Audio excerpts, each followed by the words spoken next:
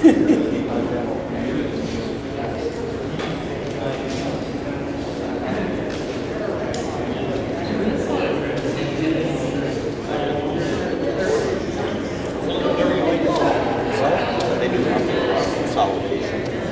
One person, that's what it does. That's good. Talk about it. Start it all. That's really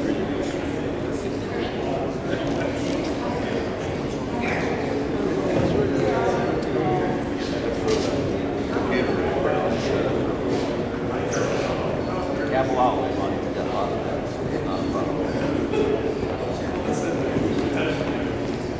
Nice, good. I told you should have our regular meeting. It's not like an awful lot. Number five. People want to see.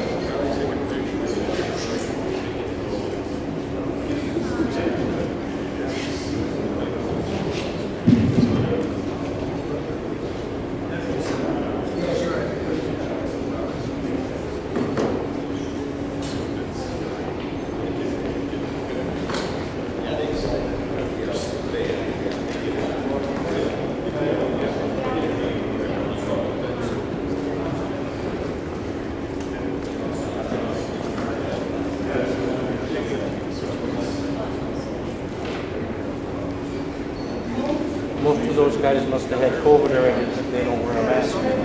Slade's not us. Right, they must.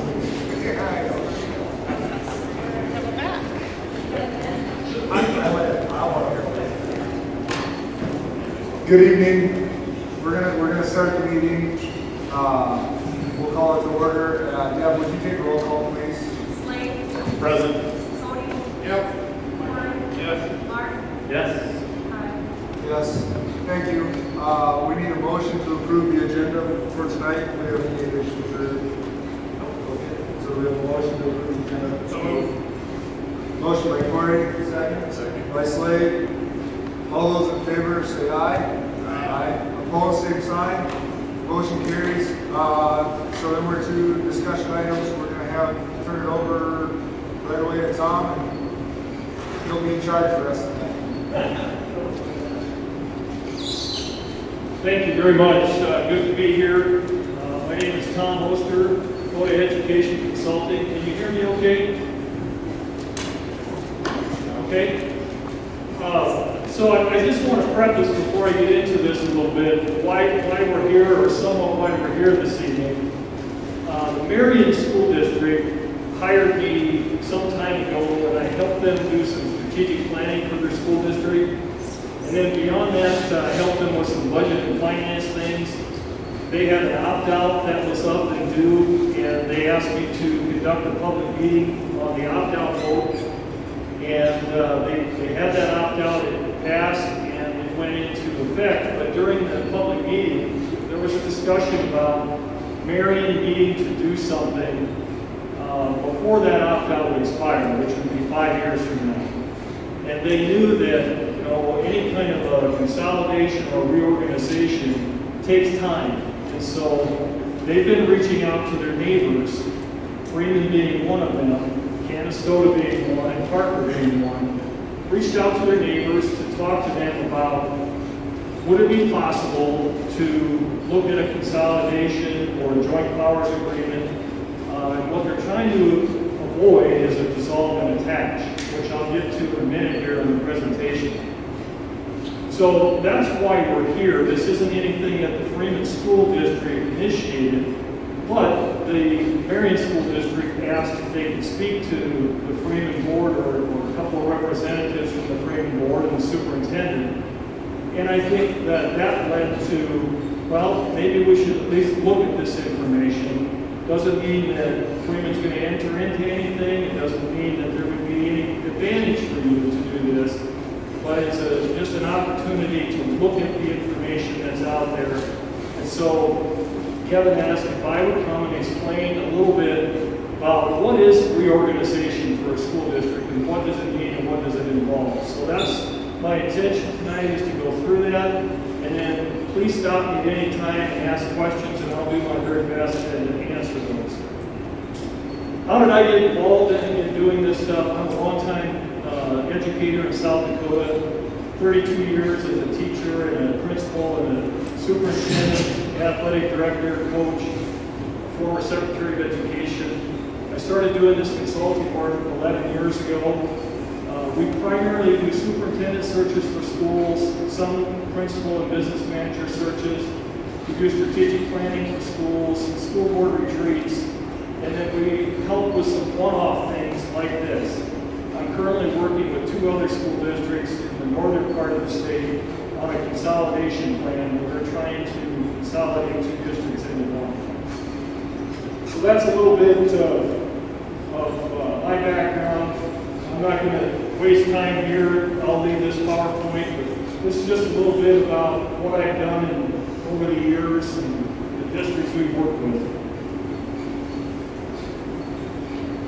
I feel bad about having my back to you folks, but I got to kind of see what's on here so I know what I'm talking about. District reorganization. What does this mean? There's really 3 types of reorganization. There's consolidation, which is 2 or more districts getting together and basically creating a whole new entity.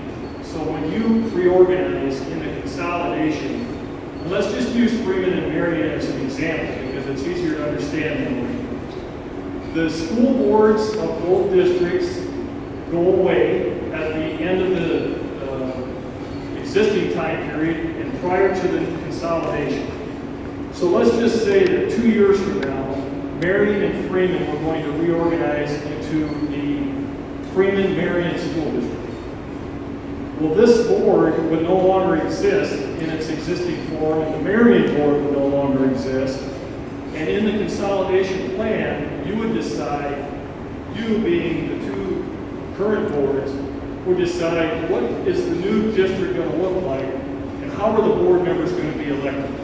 And there's really 2 ways of doing that. You can elect them all at large, whoever gets the most votes wins, or you can say, Freeman's the larger district, they're guaranteed 3 board members, Marion is the smaller district, and they're going to get 2 board members.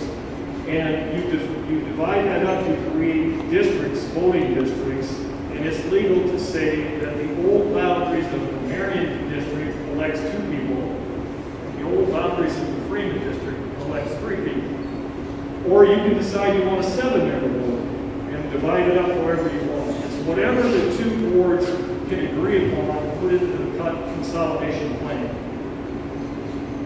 And then other things in that consolidation plan that you have to agree to. Again, when I say you have to agree to, there's 3 steps that have to be taken. The 2 boards get together and they come up with all of the answers to these questions. When you get that all done, you submit it to the Department of Education and here. They have to read it and approve it. Then they send it back to the boards and say, okay, it's good to go. Now it has to be voted on by both existing school districts. The Freeman School District has to pass it, and the Marion School District has to pass it. And if either district does not, it goes away. It doesn't happen. They both have to pass it. So even if the boards agree 5-0 and 5-0 to do this, that doesn't get it done. The people have to vote on this and have to pass it. So I've listed kind of some of the things that can be the biggest hurdles in a consolidation. Obviously, I talked about the board, the election of board members. That's a big one. The next one is, and probably the most important, and that is where are the attendance centers going to be in the consolidated district? Who gets what? Would the Freeman have all K-12 students from both Freeman and Marion in this building? And then ask yourself, would Marion agree to that? Would they be willing to give up everything? Likely not. And so what would Freeman be willing to give up in order to put this consolidation together? And we're going to get to it in a little bit here. And what would be in it for Freeman? Why would they do that? You have to come up with a name of the new district. Now, most of the consolidations in South Dakota simply take the two districts and put their names together, Freeman, Marion. But you could come up with anything you wanted to. My suggestion would be don't use something like Hanson County or Cook Central or Tri-Valley, because we all know who those are and where they are, because that's the part of the state that we live in. But other people in other parts of the state have no idea where they're at. I was the superintendent at Sioux Valley, and people around Brookings knew Sioux Valley was in Volga, South Dakota. But if you get very far away from there and ask people what's in Volga, they say, I don't know, it's a river in Russia. So transportation has to be figured out. How are we going to get the students to the attendance centers? Configuration of the new school board we've already talked about. And then this one also causes a lot of angst. All of the staffs, the existing staffs, teachers, classified employees, the cooks, the custodians, and the teachers, everybody's job is eliminated. They no longer work for the old districts because those are going away, and the new board that's elected has to rehire everybody that they want to keep for the new district. And so one of the ideas behind consolidation is to try and save money. Well, when you try to save money, the only way you save money in a school district is by staff. 85% of the budget is salaries and benefits. And so if you can't save any money, there's no sense in consolidating in most cases. But we are going to talk about some of the other reasons. And the state requires you in the consolidation plan to explain to them where and how you're going to save money. And then the obligations of any pre-existing debt. So a lot of people don't know this, but any existing debt that a school district has stays with the district taxpayers.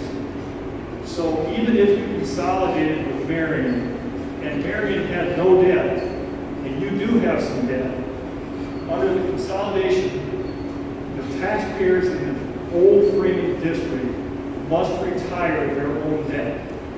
And then any subsequent debt that the school district takes on, then the district or the taxpayers from both districts would bear that one.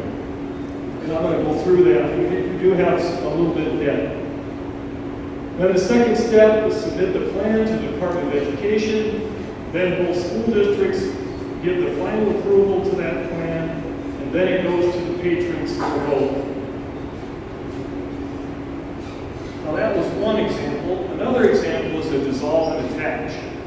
And this is something that Marion is trying to avoid. That's why they're having these conversations early. They have 170 students, give or take, in their district right now, K through 12. The state says that you can no longer exist as a school district if you get less than 100 students in your district. Now, they're a long ways from going from 170 down to 100, but they don't want to get there, and wait until something like that happens. So if they dissolve and attach, if it comes to that, they basically say we are no longer going to exist as a school district, and the three neighboring districts are going to get our land, and they're going to likely get our students.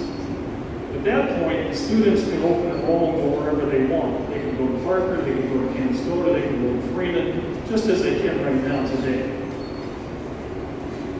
The key on the land thing is, so taxpayers in the Marion district will likely look at the tax burden in the neighboring districts. How much are the taxpayers paying currently in Canastota, in Parker, and in Freeman? And most of them, especially if they don't have kids in school, would like to get their land attached to the district with the lowest taxes. That's just common sense. It happens every time there's consolidation. The only catch there is the land has to be contiguous with the district that they're attaching to. So if right now there is a parcel of land just over the border from the Freeman district to the Marion district, that has to come to Freeman unless there's enough landowners all the way up to Canastota where somebody could attach their land from Marion into Canastota. Likewise, the land that's closest to Canastota is likely going to go there because that's where it's contiguous in the same apartment. Under this scenario, the dissolving district continues or discontinues to operate completely. It's completely gone. So Marion School District no longer exists. And then there's a joint powers agreement. This is relatively new law in South Dakota. It's roughly a decade old. And it allows for a little bit of creativity where both districts remain their existing school districts. The two districts get together and decide where are the kids going to go to school. So I'll just give you a scenario. If Marion and Parker agree that we want to maintain our existing school districts, we don't think we're ready to do any consolidation. And in fact, in Freeman here, we think we just don't need it yet. And so we're thinking we might want to consider a dissolve and attach, or excuse me, a joint powers agreement where the high school students from Marion, this is just an example, the high school students from Marion would all come to school in Freeman. And for all practical purposes, then, they become Freeman students. They are Freeman Flyers. They are not Marion Freeman, they're not some kind of a co-op name. They are Freeman students. I'll give you an example. South Central School District, and many of you might remember this school district as being called Bonesteel Fairfax. They changed their name 15 years ago from Bonesteel Fairfax to South Central. They could no longer operate a district on their own feasibly. They couldn't hire teachers, the class sizes were really small. They entered into a joint powers agreement with Burke. And they said, Burke, we would like to send all of our 6th through 12th grade students to your school. But we're going to maintain the South Central School District, and we're going to run our own elementary school. And so the two districts got together, they agreed upon a tuition amount that South Central then pays to Burke to educate their students.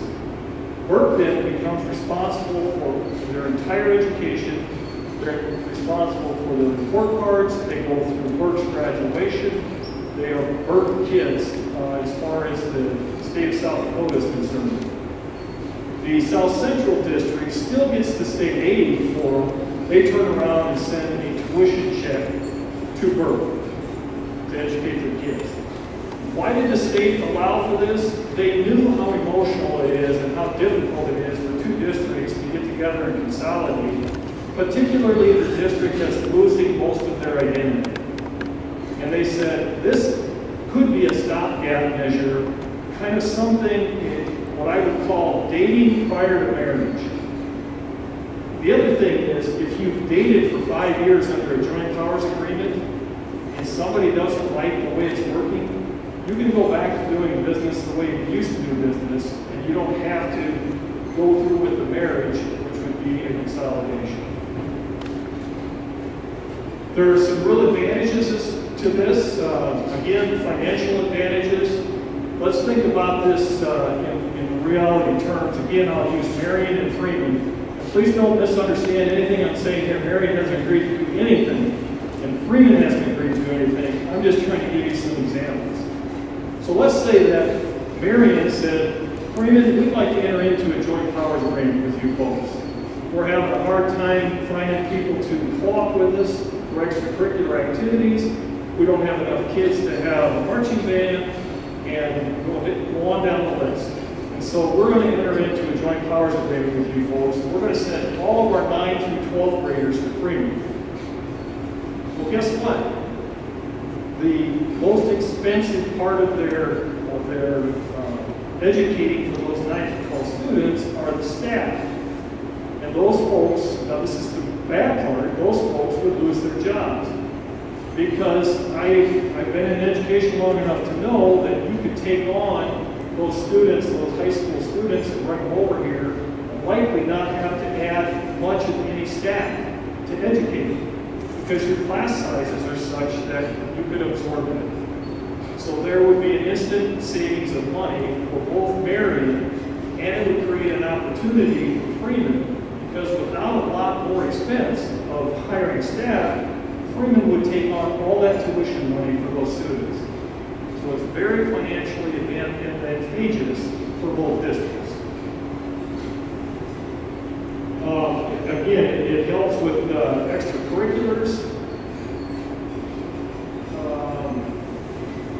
And then South Central, in this case, or Marion in that case, they get to maintain their identity of their district, and they get to control their own destiny, and they have their own elementary school in their own community.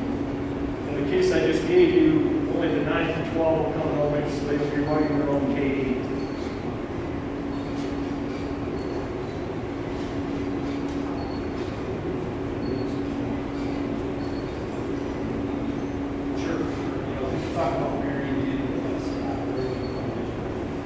So the question was, I explained the financial benefits for Marion. What are the financial benefits for Freeman? So I'll just use an easy round number. Let's assume that there are 60 high school kids in Marion, and the agreed upon tuition amount is $8,000 per student. 60 kids coming from Marion to Freeman at $8,000 a student. That means Freeman just picked up $480,000. And let's just for the sake of this discussion, let's say that Freeman decided they wanted to hire 2 additional staff members because of the influx of those 60 students. That would take, let's just say that would take $140,000, $150,000 of the 480. That leaves $330,000 then for the Freeman School District to, let's just say, lower their outcome by $330,000. Because they took on those students, they picked up $480,000, they only spent $150 of it on new staff. The rest of it can then be used to lower your taxes, decrease your outcome. Did I answer it? And again, that's just one scenario. If they brought their 6th through 12th grade students over here, and there was 100 kids, now that's $800,000, and you still might only need to hire 2 staff. Now, again, I'm giving you all the best case scenarios, but I'm sure Marion would be back there and saying, if they were in the back of the room here, they'd be saying, Tom, we're not agreeing to do that. We're giving up everything. And that could very well be the case, but I just want you to understand that there are some real financial advantages to all of these.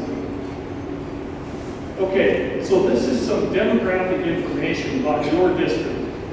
And I apologize, you may be well aware of all of this, but I want to explain it. You have 2 existing opt-outs. And an opt-out is simply the school district asking the taxpayers, would you give us a little extra money to be able to operate the way we would like to operate, to give the offerings to your kids that we want to give? They're asking for you to go above and beyond what the state says is the minimum that we give. And so you have 2 opt-outs. One is a $250,000 opt-out, and it's called a perpetual opt-out, meaning that it doesn't end unless the school board decides it ends. It doesn't have an exit date on it, or an expiration date. You have a separate opt-out of $600,000.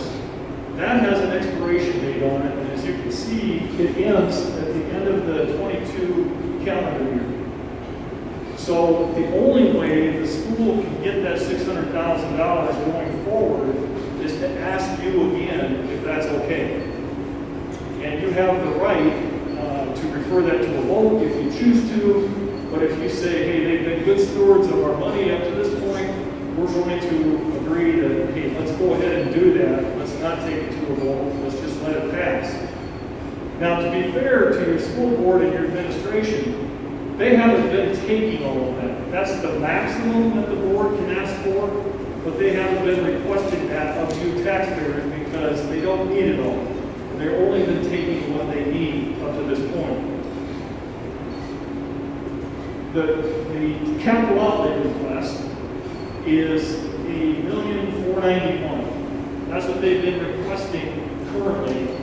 And I asked a question in here, and I know I'm getting into the weeds here a little bit, but I asked the question of the administration, are you flexing any of that capital outlay money into your general fund? And the answer is, we've budgeted a little bit for that, but we're not taking any. We've typically not done that since 2017, which is a really good thing, that any school district that doesn't have to basically rob from Peter to pay Paul, that's a good thing. There are a lot of school districts that can't get by and they're taking money from their capital outlay, money that's really designated for buildings, grounds, computers, buses, anything that you purchase to run the school that's not perishable, not immediately perishable. So you currently have debt payments of $397,000. Now there are two types of debt payments that school districts have. One debt payment comes and the revenue to pay that debt is from their existing capital outlay dollars. And that's what this is. That $397,000 of debt is coming from their existing budget. We're not asking one dime of extra tax money from the taxpayers to pay off this debt. And that debt, that $397,000, that pays off in 3 different years, 2025, 2026, and 2027. When that money pays off, the taxpayers are not going to notice it because it's being paid for out of the existing budget. But it will help the district financially when that gets paid off. Then you have what's called bond indebtedness, and that's when they asked to pass a bond years ago, and I believe that was for the elementary school, correct?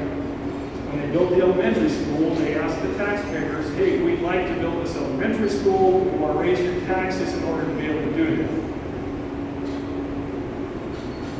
That payment is $278,000 a year, and that does come on your property taxes. You'll see that if you look closely at your property taxes.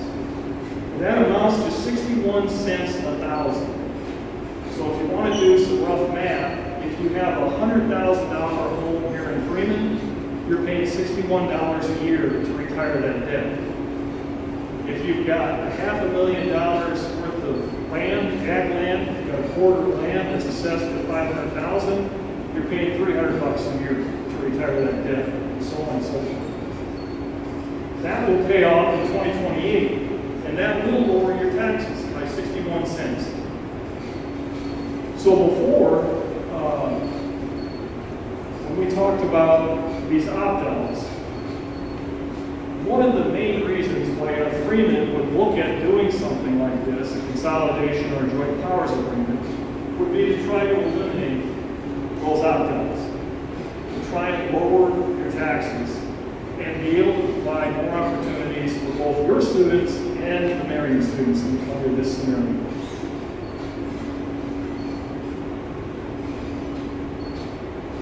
What is your enrollment done?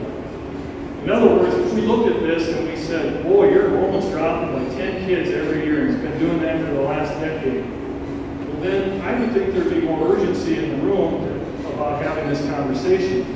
But the fact is, that your enrollment is not dropping.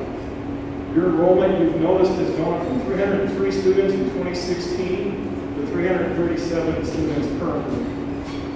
I asked your district, what do you anticipate your enrollment doing in the next 3 years? This is all previous data. What's it going to do in the next 3 years?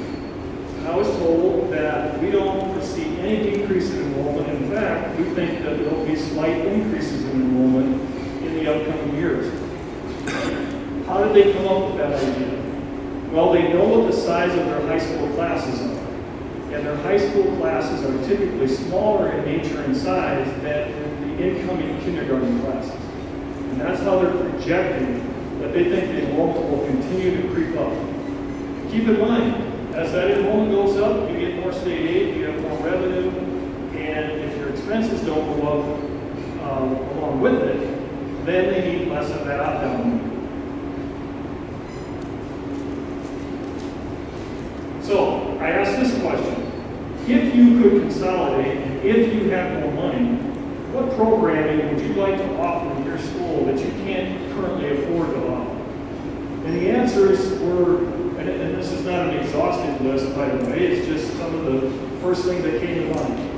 A certified preschool program, career and technical education courses, family and consumer science, including an FCCLA program, computer and technology courses, and industrial arts courses. By the way, that list would be on just about every school your size bucket list around the state. There's a lot of schools that would like to be able to do a lot of these things, but simply just can't afford to do it. Special education, you're taxing at the max there, but you're not currently having to access the state's extraordinary cost funds, so you're in good shape there. And in the general fund, I just asked for current balances. You've got a current balance on the end of fiscal year 2020 of $1.3 million. Current cash on hand, which is really kind of an irrelevant number that I asked for, but it's kind of irrelevant because it really varies depending on what month of the year I would ask that question. Because your taxes come in May and November, and the cash balances always rise in those months, and then they're the lowest in April and October. But you've got a healthy balance, but you're not close to exceeding what the state allows. So you cannot carry more than a 30% cash balance in the general fund. You're at 22%, and so you're in good shape there. And what is your cash in your capital outlay fund?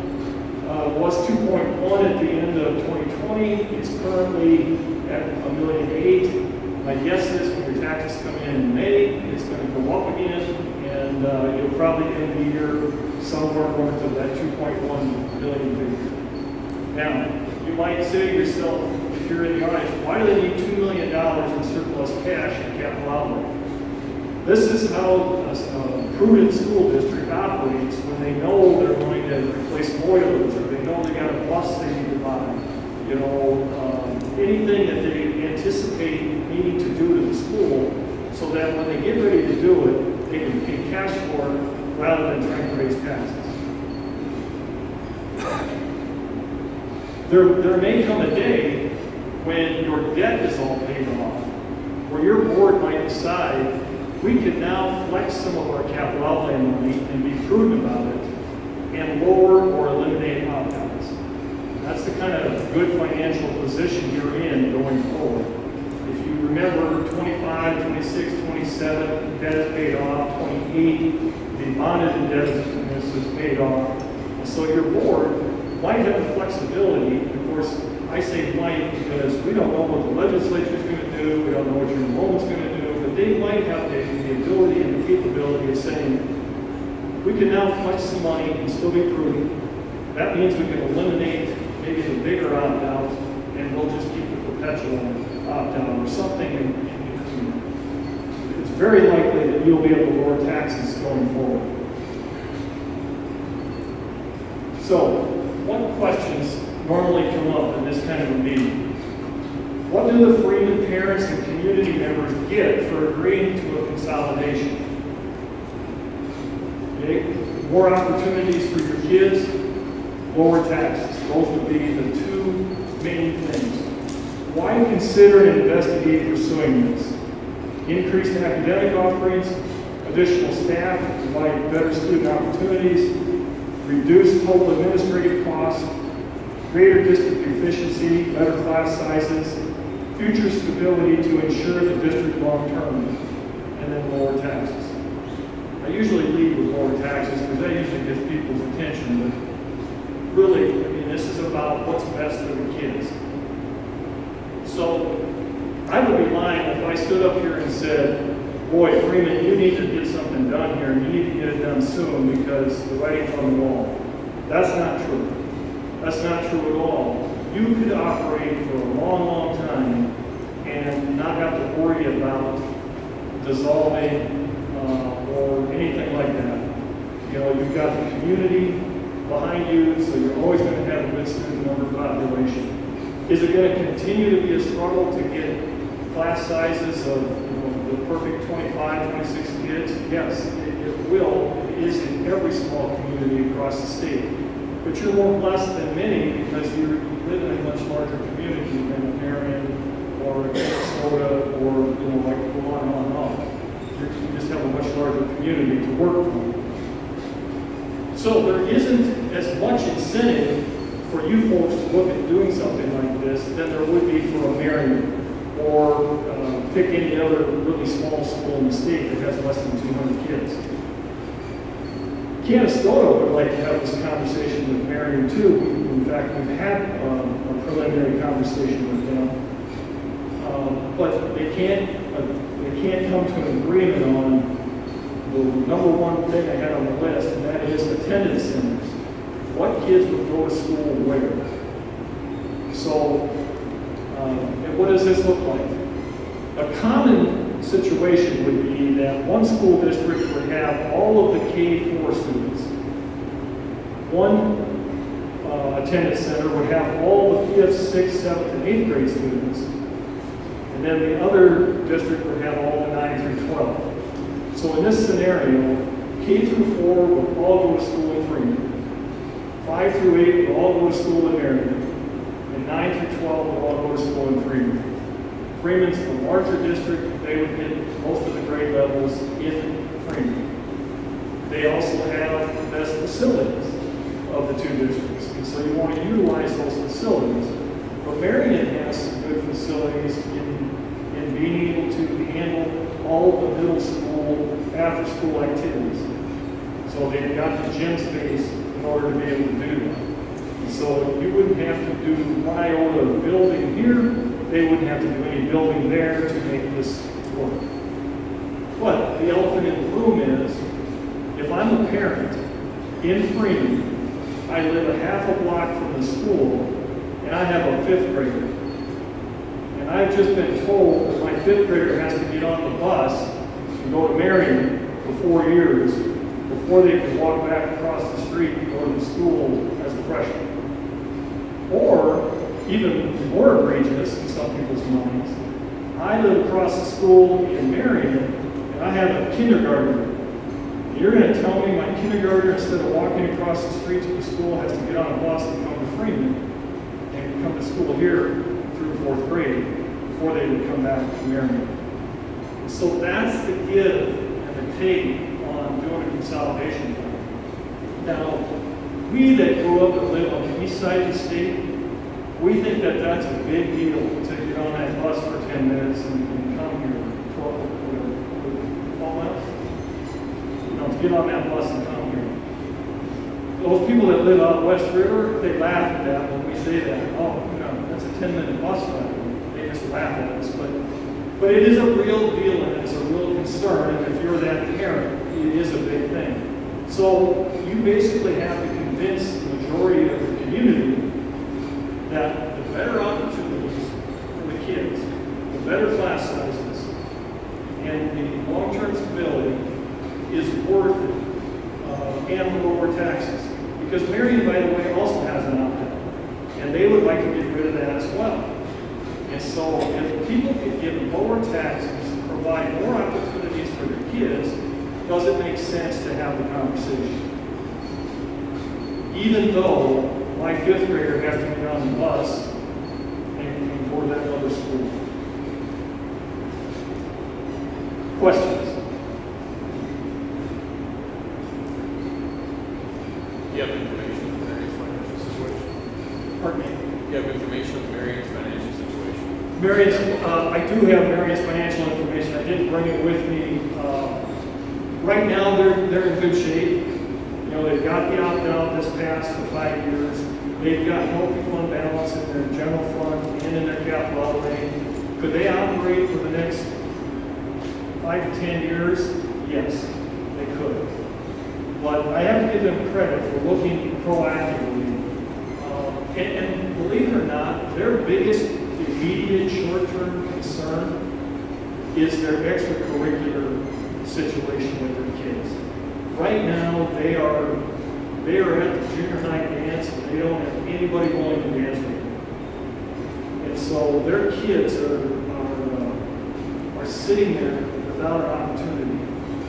And, you know, I didn't get into that slide, but another elephant in the room with doing stuff like this is the first question a lot of high school parents ask is, well, what does that do to our basketball? Are we going to be Class A in basketball if we do this?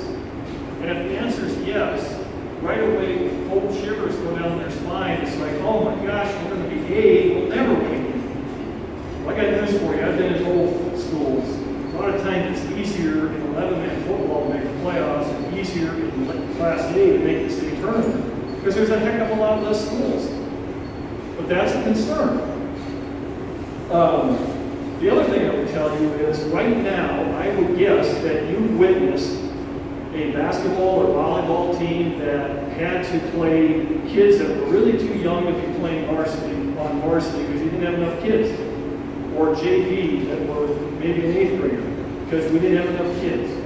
So there are advantages of getting these kids in the proper age bracket to participate. Now maybe we can have junior high games with just junior high kids and JV games with just junior JV kid ages. But people get worried, hey, Johnny's starting this year and he's a sophomore, and if we consolidate, he might not be a starter. My take on it is he might still be a starter or he might be the first person off the bench, but he's going to be able to compete on a team that's competitive. So I think, you know, sometimes our emotions get the best of some reason. So I went through some of these. What is a district ready to give up, compromise on to facilitate this? Could the community agree to have students educated in a neighboring school or town? What we just talked about. What impact will it have on extracurricular activities, both pro and con? Will it move our teams to Class B to Class A? Is that good or bad? Will our kids get more opportunities in extracurricular activities? You know, I don't know if you have wrestling currently. Okay.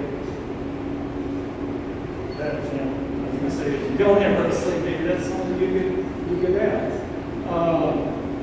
Will there be more academic offerings? We went through the list of academic offerings that the district would like to offer.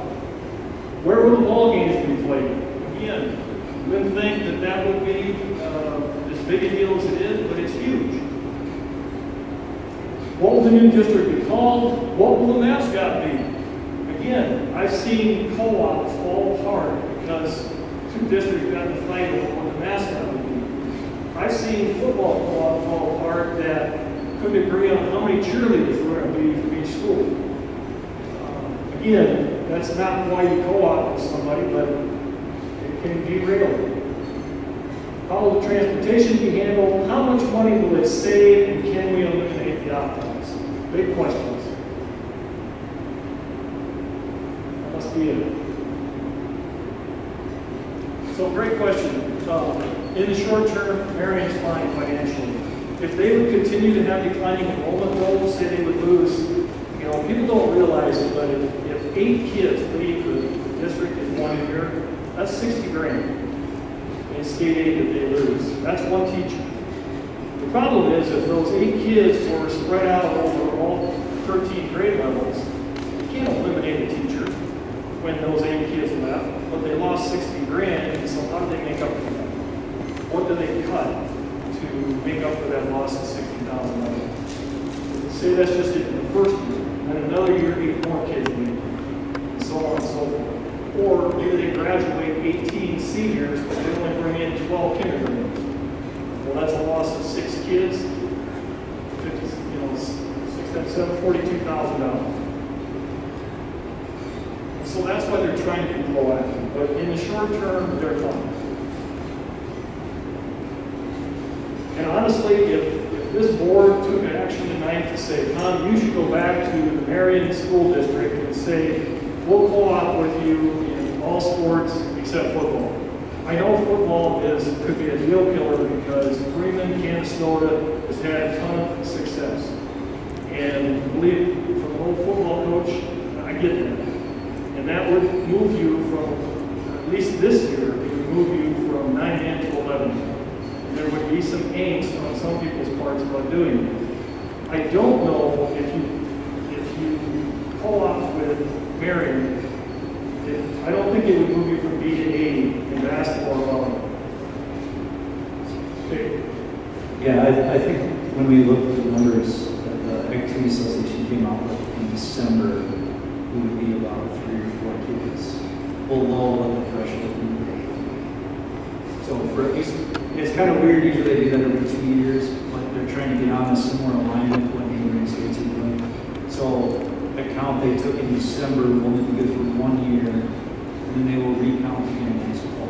So I think when you're having that conversation, you probably just need to keep in mind that each year that they count, you're probably going to be on that borderline.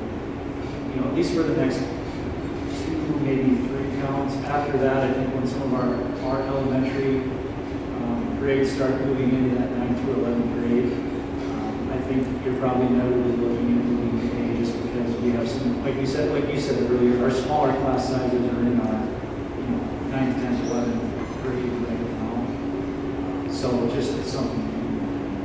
Right. And that's the thing about the alignment. You know, it's an every 2-year thing typically. This coming year is 1 year, but then it's an every 2-year thing. They take the enrollment of your grades 9, 10, and 11, and that's what dictates if you're A or B. And it is hard for those schools that jump back and forth. These 2 years they're A, and then 2 years later they're B, and then back to A. So that is difficult to get there.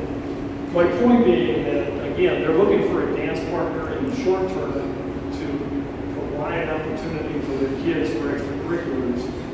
In the longer term, we're looking for something that would look like a consolidation or a joint powers agreement. Again, trying to avoid an eventuality of a dissolve and attach. They hope that they don't get to that point. That's any district. They would like to have a conversation with somebody while they still have some chips to put in the middle of the table. If they get too small, they wait until they're down to 105 kids. They have no chips left to put in the middle of the table, nothing to offer. And we have some districts, Grant Dual last year, there were some consolidation talks 5-6 years ago by Grant Dual and Millbank, and Grant Dual and Clear Lake, or the Dual School District. They didn't go anywhere. And the clock just kept ticking and ticking and ticking, and pretty soon they had to dissolve the district. The same thing happened to Roslyn several years ago. Those districts no longer exist. And so it's nice if you can put them together and create better opportunities for the kids. But it also has to make sense for you as a school district. You don't want to take on something if you can't lower taxes and you can't provide more opportunities for your kids, then you shouldn't even have the conversation. Other questions? I'm sorry. The after school. I have something. Since the topic of ADM came up, I'll address that because I had this question before. Kevin, the ADM number that you've been looking at that includes Marion, does that also include the Freeman Academy component?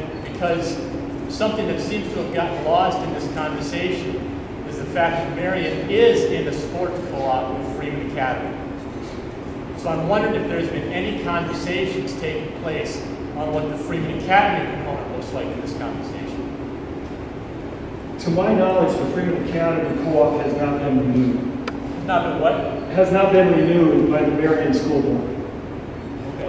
Now, that's not to say that it won't be, but to my knowledge, currently it has not been renewed. And honestly, you know, I'm trying to be as honest and transparent as possible. I think they would be glad to renew that if they had some place to land, but right now they don't. And so I think what they're trying to do is just keep their options open to the best of their ability. They're having a meeting tonight.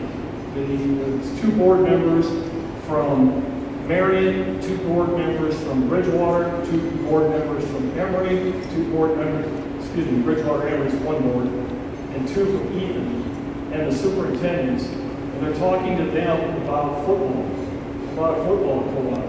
Now, last year, Marion was co-op with Menno in football. But Menno decided that they were going to go off with Scotland. And so they, or again, at the dance, would go in and dance with it. And Freeman and Canastota aren't interested because it pushes them into 11 man. I get it.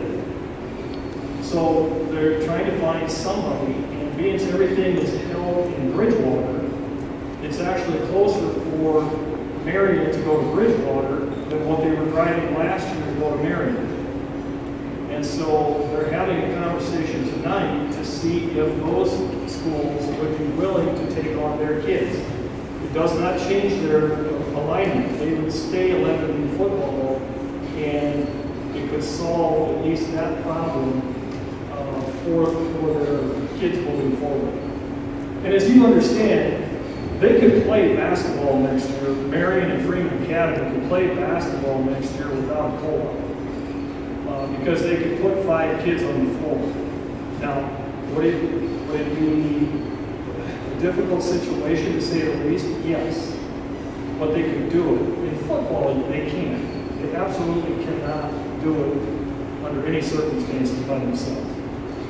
So again, in the interest of full transparency, we're having a conversation tonight because the clock is ticking. January, I can't remember, 15th, something like that is the deadline to submit to the state for a football co-op. Tom, if I may for a second. Jeremy, as far as the specifics of your question, I'm going to go back here a couple months. And Tom kind of summarized a little bit at the beginning. We were approached by Marion. Actually, I had started having some conversation with their administration back in August.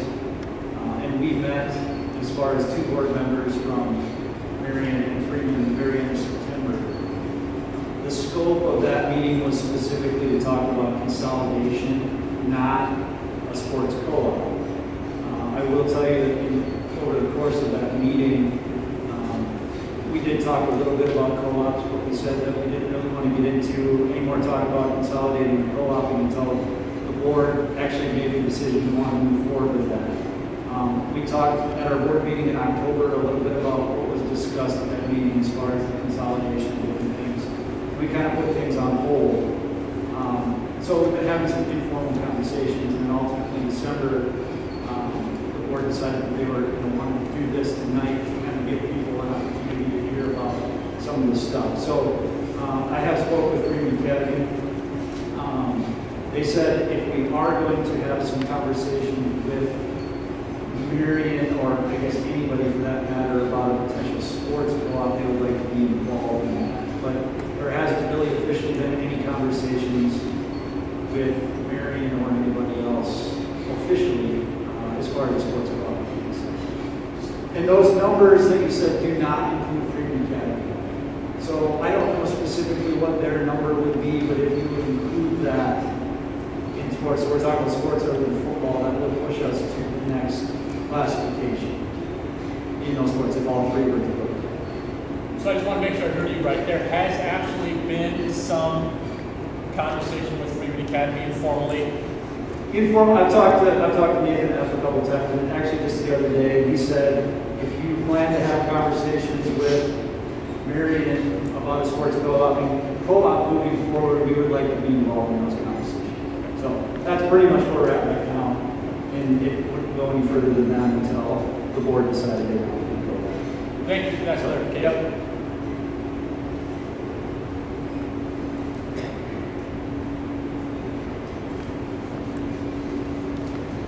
Tom, do you know of any examples either in our state or neighboring states where the district has had a public school and a private school take that relationship beyond just an all sports co-op, like where they have maybe got some teacher sharing, and where it would allow each school to keep their own identity but have some cost savings? I'm not aware of something in particular that you mentioned. So the question was, am I aware of a public and a private school working together hand in hand, sharing teachers, et cetera, to try and make sure that both entities can maintain their identity? So I'm not familiar with it, other than The last school district I was in, Sioux Valley, had a Christian school in town, Walden Christian. It was only K-5. And then when those kids became sixth graders, then they came to the public school. And we worked with them, in a lot of areas, as I'm sure your district does. The public school district is required to provide textbooks, should they want to use those textbooks. They're required to give them a certain amount of their title funds, which I'm sure is taking place here. Special education is a whole different animal as well. But beyond that, the public school district has to be very careful about not crossing that line and being accused of spending public tax dollars to support a private institution. Does that mean that they couldn't really, quote unquote, share a teacher? What they could do, though, is Freeman could employ a teacher, and Freeman Academy could contract for some of their time, or vice versa. Freeman Academy could employ a teacher, and the public school could contract for part of their time to work in the public school. And I'll just ask Kevin, maybe, I don't know if you've ever shared a staff member. We currently share a staff member with the Menlo School District, but not with Freeman Academy. And that's essentially what we do is that person is a Menlo's employee, and then we pay them for, so the contract is with Menlo, and we pay them for, those services. I think twice a year.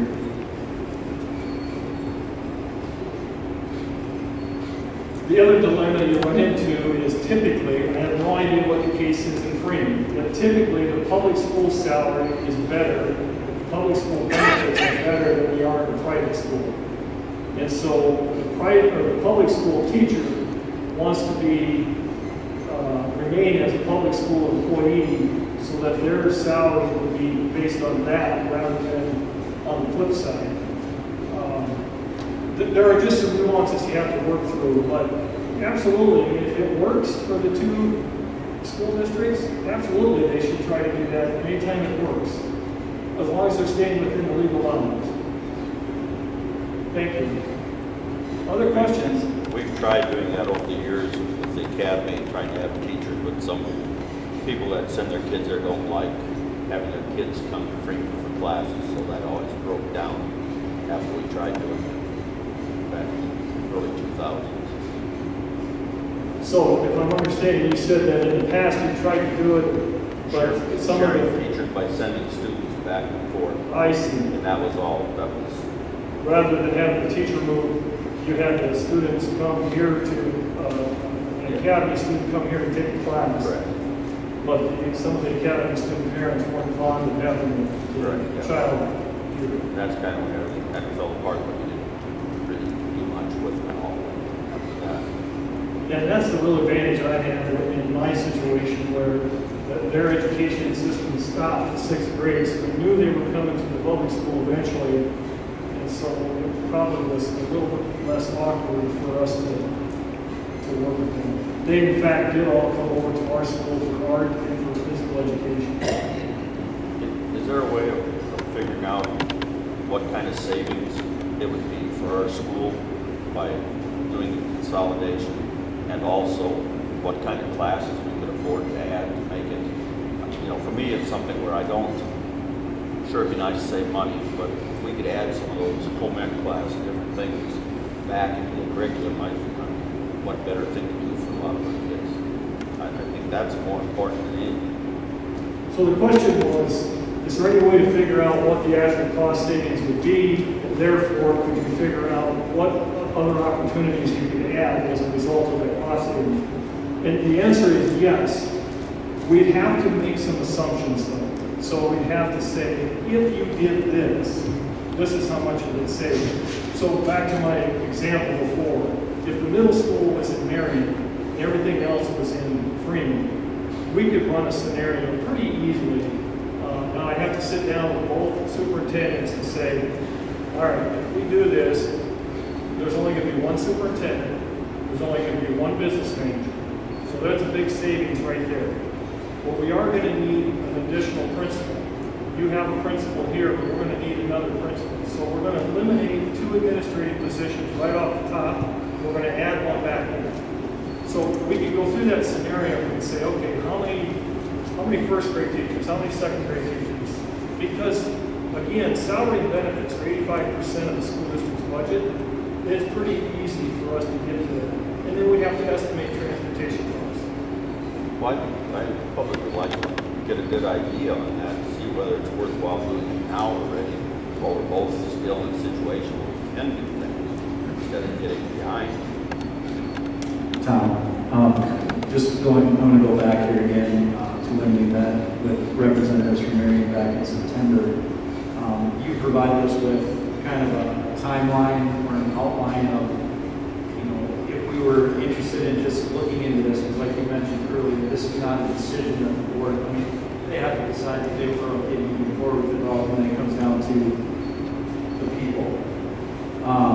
We talked about kind of what everything would look like leading up to the point where we could get to a vote on that. And if I remember, I don't have it in front of me right now, but if I remember correctly, there were going to be multiple public meetings involved in that process over the course of, what if I remember correctly, was what, like a year's worth of time before you would actually get to the point. So like when we put together this information, you kind of told me that what we had was good for a first initial meeting, but then like what you're talking about is if there's interest from, you know, basically we're trying to gauge the interest of the public this evening as far as what would make the most sense for us, and we're not committing anything up front, we're just trying to gather more information. So if that would be the direction that the board wants to go, then we would probably incorporate that into another public meeting after we've had some opportunity to meet, you know, in some smaller informal settings.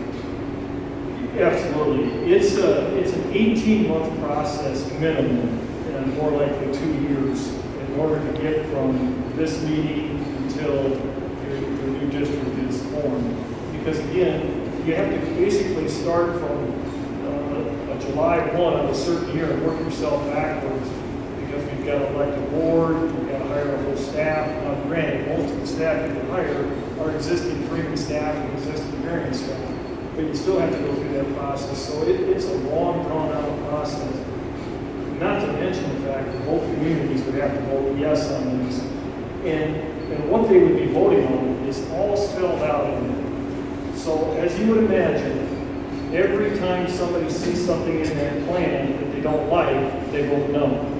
That's why these things are so hard to pass. If they say, I don't like it being Freeman Marion School District, I want it to be the Marion Freeman School District.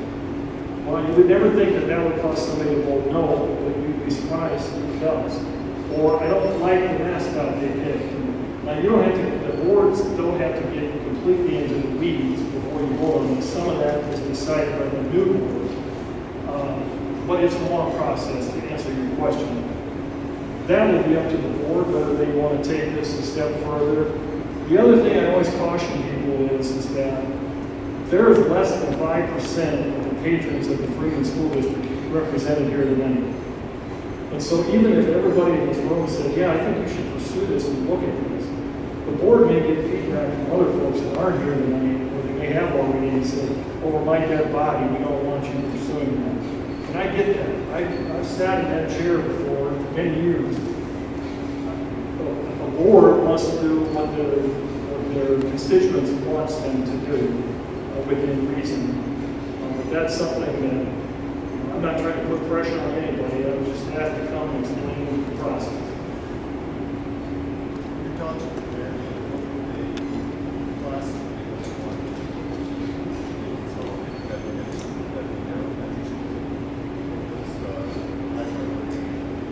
I'm hesitant to, the question was, what grade levels, what students would Marion like to keep?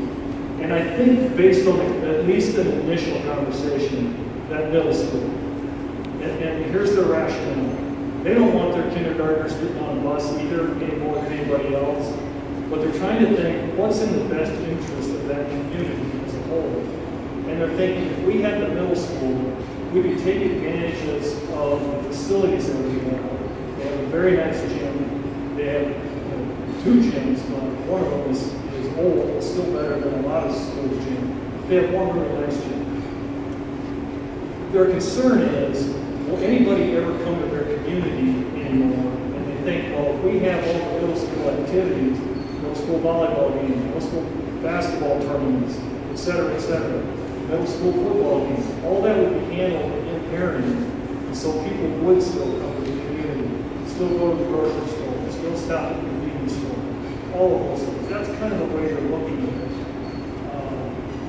And they, believe me, they haven't agreed to anything, but that's an initial conversation that they have. Now, they haven't even broached this idea with their community, so they haven't even heard that kindergarten mom come and scream at them yet about, you're thinking about doing what?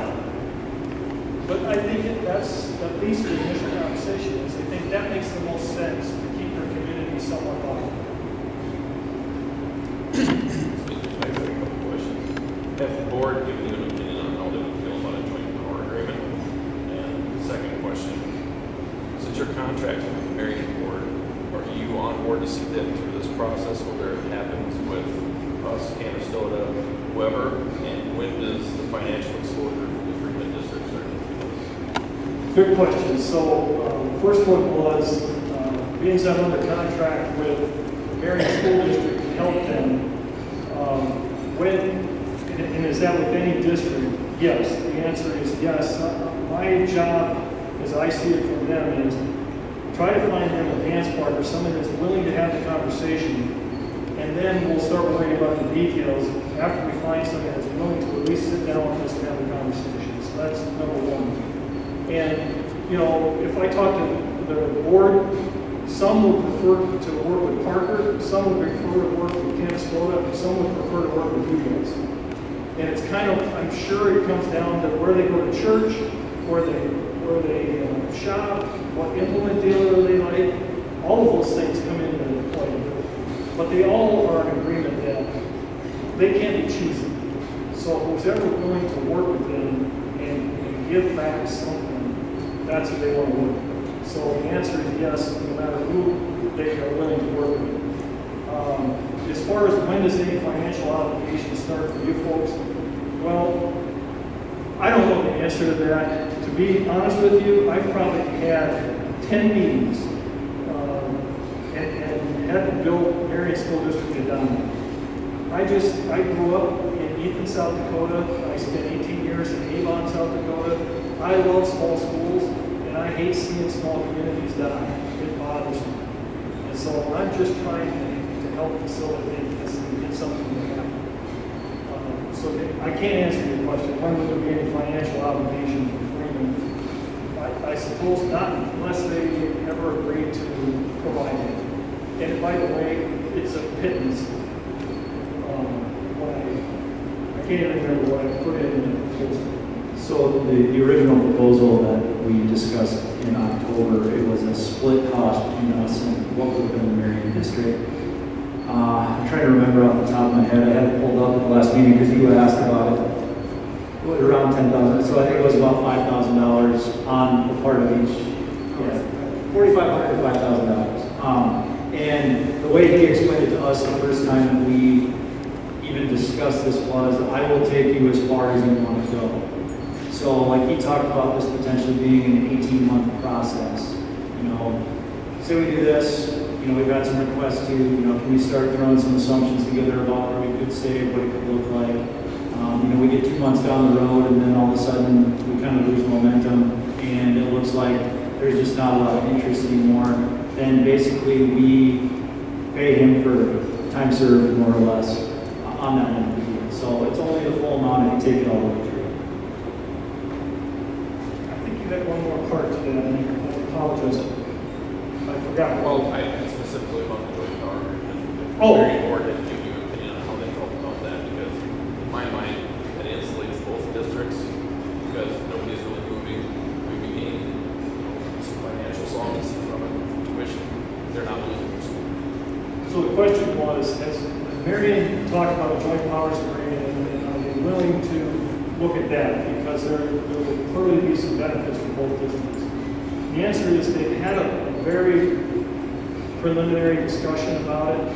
And I'll tell you what the biggest heartburn is when I first brought it up, is that they likely would not have any problem eliminating their 6 through 12 and having them all come over here. Their concern is more long-term. What if Freeman decides 4 years down the road, you know what, it's been nice, but not real nice. We don't want you anymore. They've eliminated their entire staff for their 6th through 12th grade. Now they got to try to go out and hire a science teacher, math teacher, English teachers, art teacher, music teacher, et cetera, et cetera, et cetera. Now I told them, hey, Harrisburg does that every year. They hire a whole new teaching staff every year. So is it insurmountable? No. But put yourself in their shoes. It's pretty hard to go to your entire 6 to 12 staff and say, it's been nice, but you're done. Now, hopefully, some of those people would get hired by the Freeman district because you would need additional staff.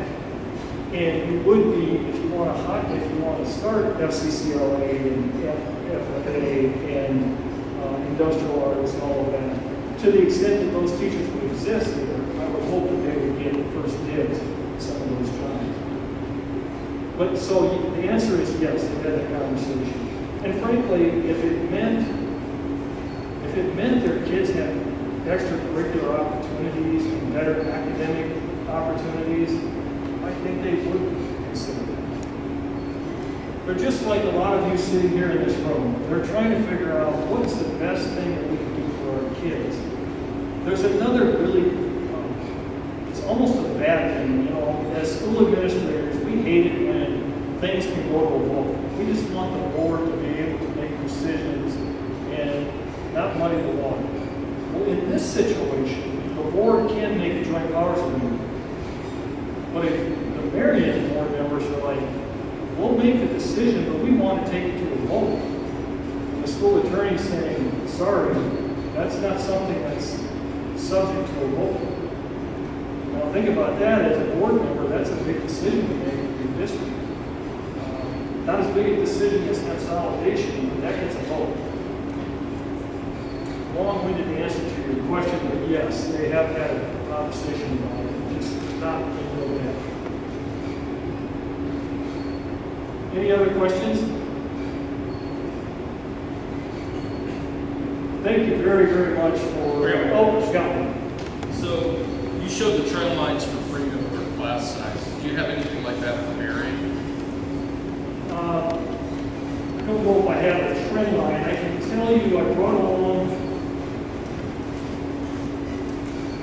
I put all the class sizes together for the two districts. And if you were consolidated K through 12, the largest class in the consolidated district would be 43 kids. Now, most experts would tell you that's absolutely perfect. 2 sections and 21 kids in each section. Can't get any better than that. The smallest class you would have if the two districts were combined is 28. So not ideal, 14 and 14. Keep in mind, the state funding formula was designed with 25 kids in every room.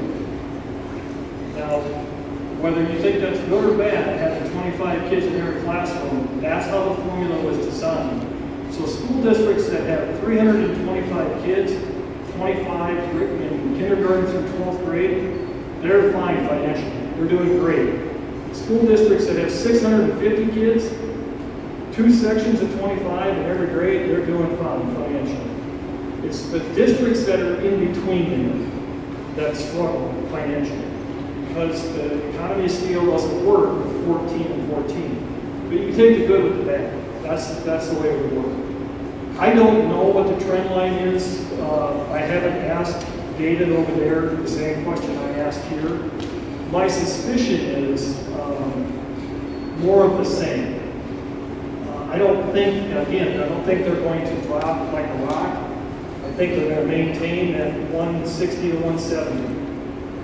It's actually, I work over at Marion.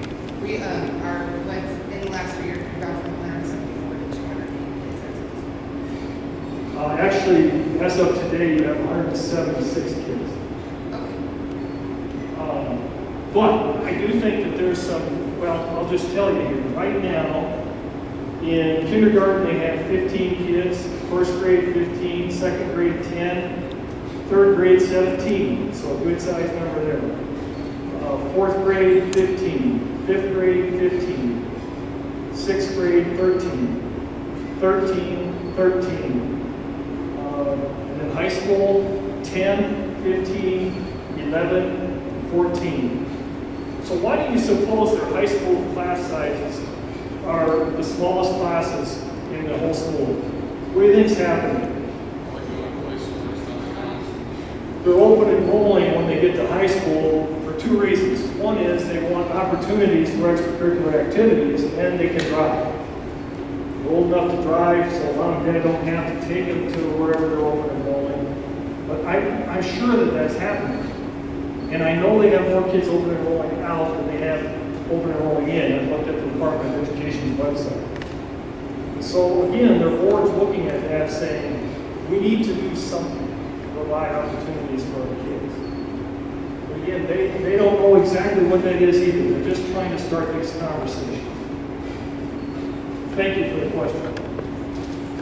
Yes? So just looking at the elementary numbers that you mentioned, and given Freeman's numbers, help me understand where the cost savings would come from combining elementaries. You add their class size, our class sizes, you need two sections, you're not really eliminating staff.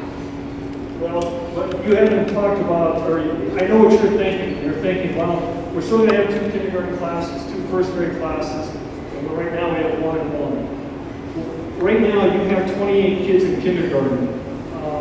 Is that a split class? No, it's not. The other thing to keep in mind is the numbers for our enrollment that were up here on the board, that's just based on the count that the state takes that last Friday in September. So typically they fluctuate some throughout the year. We counted right before Christmas break, so our fall enrollment count, which we received state funding based on, was 337, in that range there. We're closer to 350 right now, just based on the kids that we've got from the end of October until the beginning of the year. So, you know, we talked a little bit about our current status and trending in the right direction on some of this stuff. You know, that's a good sign, but we don't know exactly if that'll hold, you know, next year, if we'll see some turnover, or, you know, that. So there's a lot of speculation involved in a lot of that enrollment stuff. To finish answering your question, though, it becomes not necessarily the classroom teacher. It could be specialist teachers, PE, art, music, all band, all of those. It could be in administration, 2 superintendents versus 1 superintendent, 2 business managers versus 1. It's a lot of those areas. It's not necessarily the classroom teachers. The advantage is, again, and I've been there, it's hard to tell parents why they have 28 kids in kindergarten when they would prefer 21. Because you can't make it work financially putting 14 and 14. But if you consolidate the 2 districts, you have 21 and 21. So it's not necessarily about cutting the staff, it's about providing a better opportunity for the kids. But there will be cost savings, there just will be. It isn't going to be like, oh my gosh, cost savings, but it would be a substantial number. Yes. I just have a question about the transportation costs, because obviously it's going to go up. So percentage-wise, is there any, you know, you're talking about cost saving with possibly cutting staff, but you're obviously going to increase some transportation and busing costs. Yeah, and typically, if it were districts that were further west than this, I would say that could be a huge increase in cost. You'll find that it won't be as much here because you're so close in proximity. And all of the kids that are being bused to Marion School District right now, they'll still be bused. And typically, if you do the middle school there and all the other kids here, you would have shuttle buses.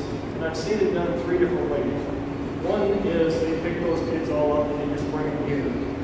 The other one is they would switch buses at a halfway point so that the bus drivers end up at home rather than the bus in the wrong location. We call it a trip. the bus driver from Freeman lives in Freeman, so they get up there and it's just switch buses and this guy comes home and that gal goes out. But it isn't as dramatic as you might think because kids that are being bused, they might be bused a little further. And of course, you have that shuttle bus with 5 through 8th grade kids going that way, and 9 through 8 through 4, and 9 through 12 going this way. The numbers work that way too, where because their numbers are much smaller in area than what yours are, only busing 4 grades that direction and 9 grades this direction makes no sense. Because you have fewer kids on the bus in that situation. Would there be an increased cost? Of course, but it wouldn't be as dramatic as you might think. You know, you think about every kid that lives south and west of Marion, they might be closer or just about as close to Freeman already as they are to Marion. And then you've got the kids obviously between Marion and Parker, they're going to go farther. The kids between Marion and Canastota are likely to come from, unless they're just straight north. And you have the same situation with 5th through 8th grade kids going that way. If they're south, west of your district, they're going to travel farther.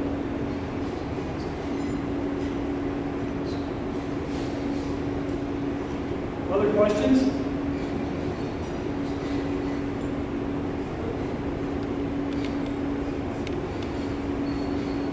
Thank you very much for being here. I hope I was able to answer your questions.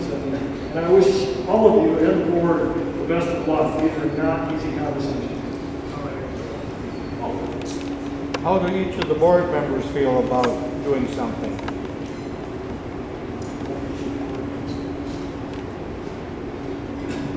Personally, I'm in favor of, well, I would be in favor of co-op and or consolidation. That's just my stance.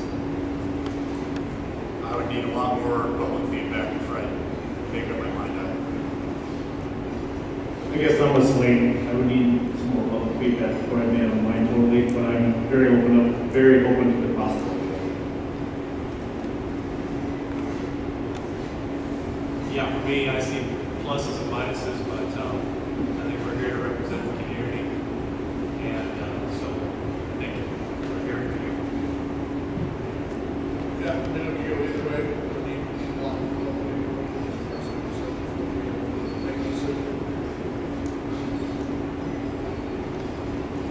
I guess for me, I would appreciate you guys continue pursuing it and see if there are benefits in the end or not. I mean, don't just let it drop and not talk about it again. I think it'd be a good thing to look at.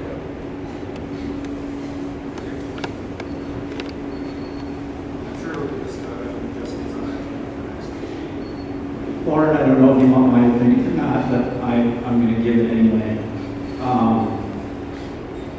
I think I kind of sit with Kyle on this one. I think the sports co-op thing would be a good idea to at least continue having conversations about consolidation thing. Like we talked about from the beginning, I think we should take it as far as the public would like us to go with that, at least from an informational standpoint. Like I said, this is kind of an extended process. We've kind of just touched on some of the tip of the iceberg stuff here tonight as far as what it could be. I think, even from my perspective, like Tom said, there's savings to be had out there, but I think there's a lot of other benefits that we could come across just by looking at this a little bit further as far as opportunity for kids. So I would very much be in favor of at least continuing to look at that stuff and try to figure out what we can do to try to offer our kids a little bit more.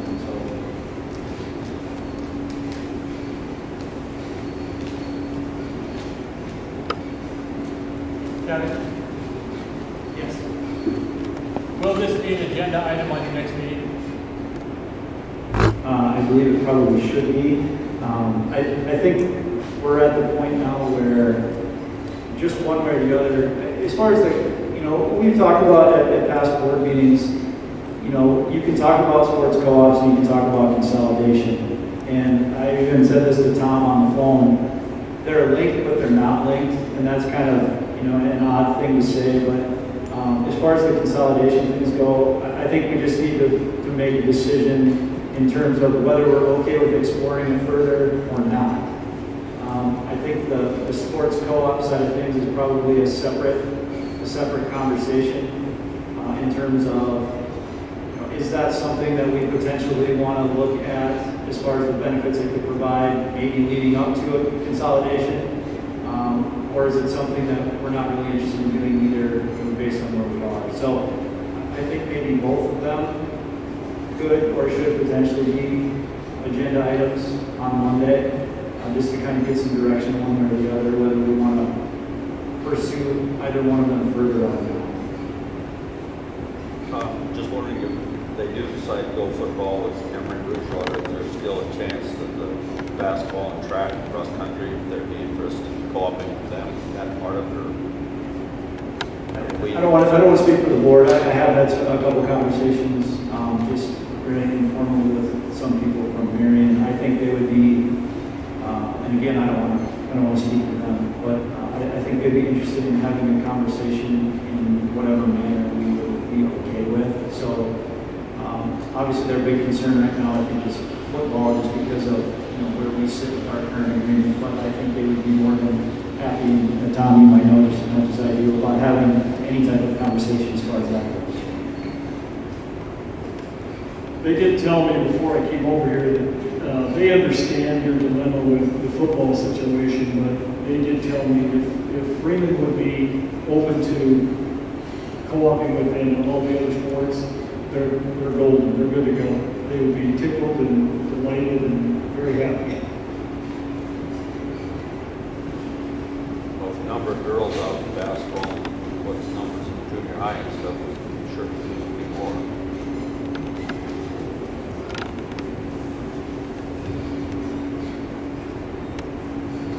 Any other questions or comments? Any discussion as to, like, not so much the time frame, but the simple fact that if we couldn't make this happen with Marion because they're so close, there's really no link left after them if we ever do get into a situation where we need somebody to go with, because everyone else is kind of either co-op or consolidated. Wait, from us. Just one. Did you catch that? So basically, and I've had people ask me that very question. There's some concern, I think, among some people in the community that, Menno is now having some conversations with Scotland and some different things like that. And if we don't at least look at this or try to pursue it, that we could ultimately kind of, if Marion gets a few years down the road and ultimately dissolves or just something like that, or we get into trouble somewhere along the way, there's ultimately going to be no direction for us to go. Not that, at least in my opinion, is necessarily a reason to just jump all into something, but I think there is some concern from some people, if I'm understanding you correctly, about doing nothing puts you in a situation where you could really get back into a corner later on down the road. If that makes sense. Like 15, 20 years, but it's still out there. And I don't want to keep us here longer than we need to be, but I did have a couple people call me this week and just ask just kind of a few questions. Basically some of it dealing with that $600,000 opt-out, and it's how long does it go? Where are we financially right now?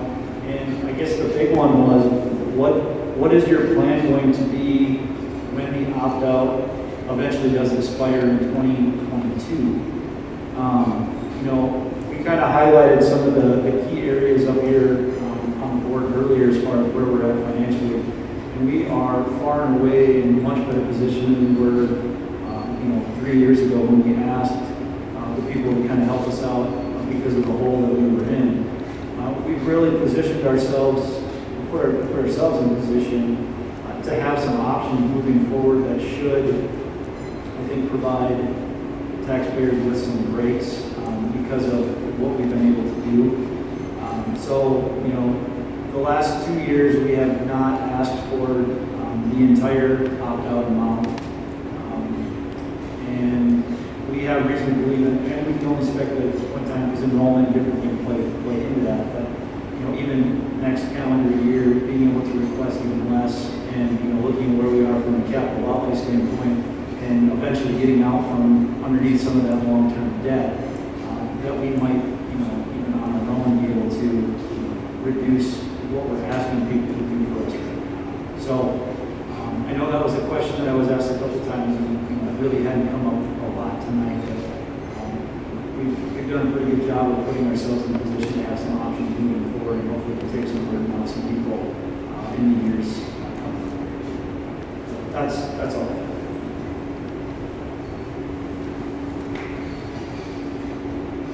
No more questions, then I guess I would take a motion to adjourn.